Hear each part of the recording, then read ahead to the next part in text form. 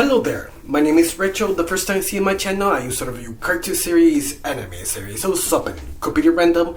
And today we're gonna talk about Smarty Friends Season 1. And yes, I'm kind of surprised I'm gonna do this because this was a little bit too soon. In fact, the first episode, I should probably do a first impression. That's why I thought when I see the premiere of the series.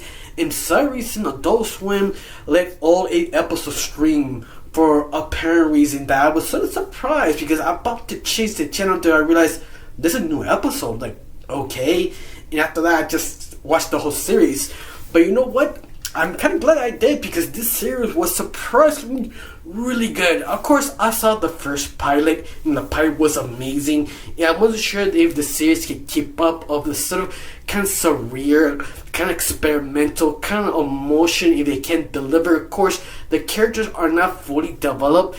For example, Dip and Charlie are basically one annoying. Dip is very hyper, and Charlie is sort of realistic. And I love that they point that in a way that actually works in the series because they put kind of interesting situations. Like there's a Halloween special, and you let Bip to go in the forest to get sort of kind of like wood. And you see him sort of kind of being happy, but he left alone. He kind of loses his mind a little bit, especially something is chasing him. It was kind of glorious because you don't know what it was, but it's sort of that kind of each Halloween kind of trope, every horror story you can actually think of. Like the creature stalking the person, and I love how kind of twist that around. In fact, each episode has this sort of twist or subversion of the idea of the episode, sort of surprise you. And I think that's the best thing about the series. Like, even in my opinion, the worst episode is basically episode 3. The one sort of have to help a client who is a shrimp who lost his girlfriend, and you see how Chip and Bip and Charlie trying to kind of help this guy. But it's sort of cliche that how Bip becomes full of love with the client's ex-girlfriend and Charlie trying to kind of help the client. But once more, it's sort of cliche. You've seen every sort of romantic story before. You know what's going to happen. But because it's Money Fence especially, it sort of subvert, twist, or turn, or do something unexpectedly that works very well in the show, and that does it every single episode, even the worst episode. But I love it. The best episode are the best standing out, like the Halloween special.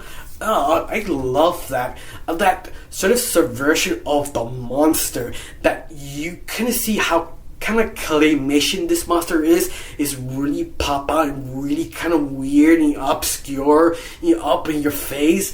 But what's more, what happened this end, you sort of was surprised. And I think I can't stop dribbling because that was sort of amazing, especially what happened in the final season.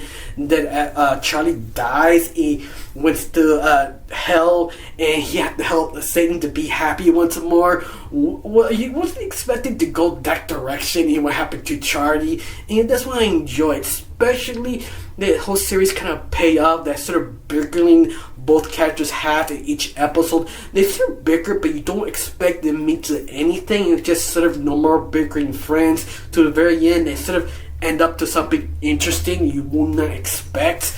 And I think that's the best way to describe it. This show is just so unexpected, so surprising that you just enjoy it. In fact, I think the second best episode of this series have to be the kind of the Lord of the Rings sort of tribute episode that I wasn't expecting, because when the boys are ordered to help a princess to smile, oh, like, okay, there's going some fairy tales, that could be something normal. No, it gets weird. Gets very weird. It became sort of a tribute of Lord of the Rings, meet the Hobbit, the animation series. And you see actually a Hobbit in the episode, but this Hobbit is very specifically of the original animated movies they made, and you just like, what? How they get away with it? I think they did it because they did it sort of change the character just enough to make it different, but just enough to be recognizable. Yeah, I wasn't really expecting, especially what happened in the end. I would not ruin it, but it's something that it's what's more surprising. Every little thing is just so surprising that even you think it's boring, it grabs you, and it's just so entertaining. I mean, I can't really say much about this series because it's sort of, you have to see it. I mean, it's one of those, I think, the best subversions, weird, trippy, over the top, something that you don't expect. Shyamalan final ending. That's the best way to describe this series.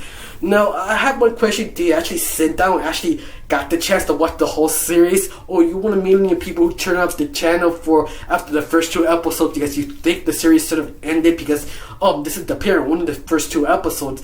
And what's more, surprise, you watched the whole series. Now, before I end this, I have to ask one question. Which one was your favorite episode? Mine is the one I said is the Halloween, the Christmas, and the Hobbit episode. This 3 episode was glorious. Tell me down below your favorite episode, or tell me if you just hate it, if you this was sure wasn't anything you expected. Well, I got nothing else to say, just one thing.